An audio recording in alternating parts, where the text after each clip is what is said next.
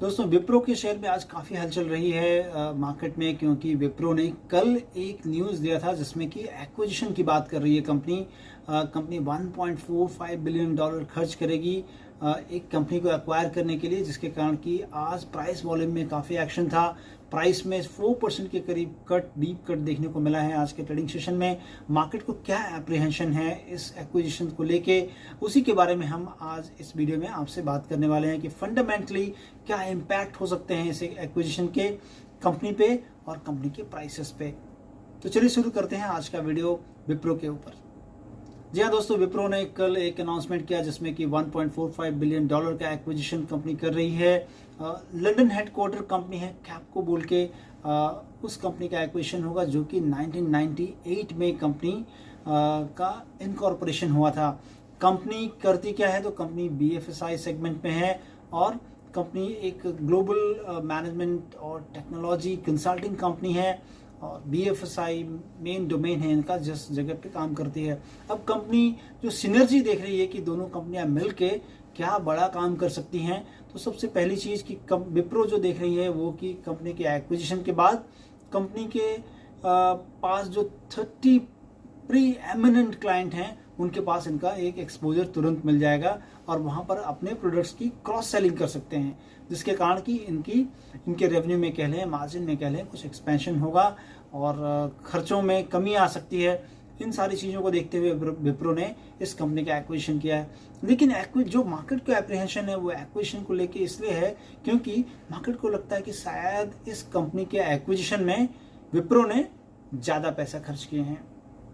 अब क्योंकि 2017 की में एक डील हुई थी कैपको कंपनी में, एक PE फर्म ने इसमें तकरीबन $800 मिलियन में 60% स्टेक इसमें अपने बेचे थे और उससे 2017 के बाद 2021 में जब ये डील हो रही है 4 साल के बाद, तो जो परसेंटेज जो जंप है वैल्यूएशन में वो तकरीबन 70 से 75% का जंप है।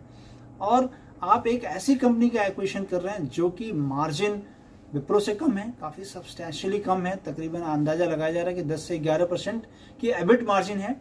विप्रो की ऐसी भी अगर हम मार्जिन की बात कर लें तो अपने पूरे सेक्टर में जितने भी बेलवेदर हैं, इन्फोसिस कह लें, TCS कह लें, HCL टेक कह लें, उनसे नीचे है। 18% के करीब की मार्जिन है इनकी एबिट मार्जिन।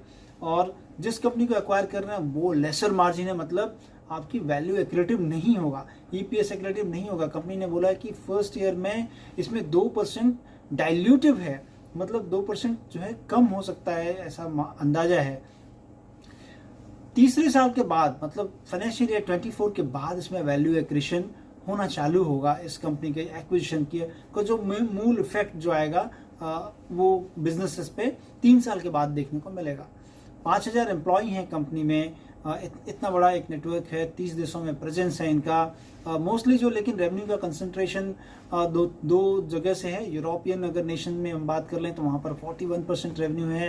अगर हम नॉर्थ अमेरिका की बात कर लें तो 55% के करीब रेवेन्यू है और एशिया से 4% रेवेन्यू कंपनी जनरेट करती है कॉपको। और रेवेन्यू बाय सेक्टर्स की अगर हम बात कर लें तो वहाँ पर बैंकिंग और पेमेंट से सिस्टम से, जैसा कि मैंने बताया कि BFSI में कंपनी का ज़्यादा फोकस रहता है, तो BFSI से इनका बैंकिंग एंड पेमेंट से 51% है। 34% कहने कैपिटल मार्केट के क्लाइंट से आता है इनको रेवेन्यू और 10% वेल्थ मैनेजमेंट कंपनियों की तरफ से रेवेन्यू है, इनके पास रेवेन्यू का पोर्शन है और 5% केवल और केवल इंश्योरेंस से आता है। तो ये इनका रेवेन्यू का मोटा मोटी था और ये चलता है तो कैलेंडर ईयर में $700 मिलियन कंपनी का रेवेन्यू है और इसमें 10 to 11% के करीब की मार्जिन होगी, जो कि इसीलिए ये डाइल्यूटिव है विप्रो के लिए, एटलीस्ट फॉर दी कमिंग कह लें कि 3 साल तक के लिए, और 3 साल के बाद वैल्यू एक्रेटिव होगी कंपनी। जैसा कि मैंने बताया कि इसमें 30 इनके प्रोमिनेंट प्री एमिनेंट क्लाइंट हैं, जहाँ पर कि ये अपने क्रॉस सेलिंग करके कंपनी कमाना चाहती है कि आने वाले दिनों में ये एक अच्छी मार्जिन जनरेट कर सकते हैं। लेकिन चूंकि ये टाइम है, इसमें जो एक्विजिशन में टाइम लगेगा इसको बिल्ट होने में, बड़ा होने में, चूंकि कंपनी के पास अभी काफ़ी कैश थे, 45,000 करोड़ के करीब कंपनी के पास कैश पड़े हुए हैं। तो कंपनी ने बताया कि ये जो एक्विजिशन होगा कैश और हो सकता है कुछ डेट भी कंपनी जनरेट करे। 9,000 करोड़ के करीब कंपनी का टोटल डेट है कंपनी की बुक्स पे। 2 लाख के ऊपर के करीब का इनका मार्केट कैप है कंपनी का। रिटर्न रेशियोज भी थोड़े कुछ दिनों के लिए हो सकते हैं कि इधर उधर हों, इसीलिए मार्केट का एप्रीहेंशन था और आज 4% का डीप कट देखने को मिला है। मुझे लगता है कि गोइंग फॉरवर्ड अगर इसके टेक्निकल चार्ट को भी अगर आप देखेंगे तो 408 के पास एक अच्छा सपोर्ट आ रहा है, तो हो सकता है कि 408 के पास जाकर स्टॉक थमे। अगर उसके नीचे भी चाहे तो एक बड़ी मंदी इस स्टॉक में आ सकती है, क्योंकि ये एक्विजिशन चूँकि एक ट्रांसफॉर्मेशन है। कंपनी जो है कंपनी में जब से न्यू जनरेशन आई है, मतलब ऋषभ प्रेम जी जब से ज्वाइन किए हैं तब से बहुत सारी चीज़ों को मार्जिन एक्सपेंशन को लेके काफ़ी चिंतित हैं और उसमें काफ़ी काम कर रहे हैं। उन्होंने एक नए सीईओ को भी अपॉइंट किया है और उसी ट्रांसफॉर्मेशन जर्नी में कंपनी ने इस कैपको को एक्वायर भी किया है। अब चूंकि मार्केट का एक और अप्रीहेंशन है कि जितने भी एक्विजिशंस आईटी क्षेत्र में इसके पहले भी हुए हैं बहुत ज़्यादा फ्रूटफुल नहीं रहे हैं, शायद ये भी एक अप्रीहेंशन है मार्केट को। तो ये सारी चीज़ों को मिलाकर ये लगता है कि ये जो करंट एक्विजिशन हुआ है वो टाइम लगेगा कंपनी को इसमें रेवेन्यू कह लें या फिर इनके वैल्यू एक्रीशन या शेयर होल्डर्स की वैल्यू में ग्रोथ करने के लिए, उसमें कुछ जो है इजाफा होने के लिए, इसीलिए मार्केट अप्रीहेंड कर रहा है। अदरवाइज मुझे लगता है कि जैसा कि इनके पास जितने भी क्लाइंट हैं और इनके पास क्रॉस सेलिंग की जाए प्रोडक्ट की, तो एक बड़ा रेवेन्यू चंक कंपनी जो सोच रही है वो हो सकता है, लेकिन उसके लिए समय लगेगा डेफिनेटली। तो ये मैंने आपके सामने रखने की कोशिश की कि किस तरह से ये जो एक्विजिशन किया गया है, और कंपनी जो मान रही है वो शायद जून के क्वार्टर तक जाते जाते ये एक्विजिशन कंप्लीट हो और जो है उसके बाद फिर कंपनी का जो बैलेंस शीट फिर साथ मर्ज हो और एक साथ फिर कंपनी काम करना चालू करे। और जितने इनके डोमेन एक्सपर्ट है वो कंपनी के जो है कह लें कि प्लेटर में एक नई चीज़ आ जाएगी कि अपने क्लाइंट्स के पास ये उन सारी चीज़ों को लेकर मैंने उनके डोमेन का एक्सपीरियंस और विप्रो के डोमेन का एक्सपीरियंस एक दूसरे के साथ शेयर होके शायद जो है कंपनी सोच रही है कि आने वाले दिनों में कुछ एक बड़ा कुछ कर सकेंगे।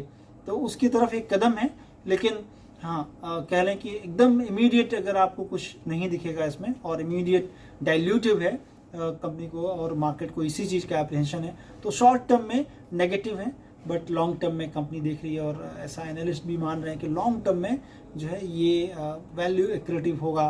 तो लॉन्ग टर्म के अगर आप इन्वेस्टर हैं तो आपको गिरावट में खरीदारी करनी चाहिए स्टॉक में, अदरवाइज शॉर्ट टर्म में इसमें थोड़ा प्रेशर डेफिनेटली हो सकता है।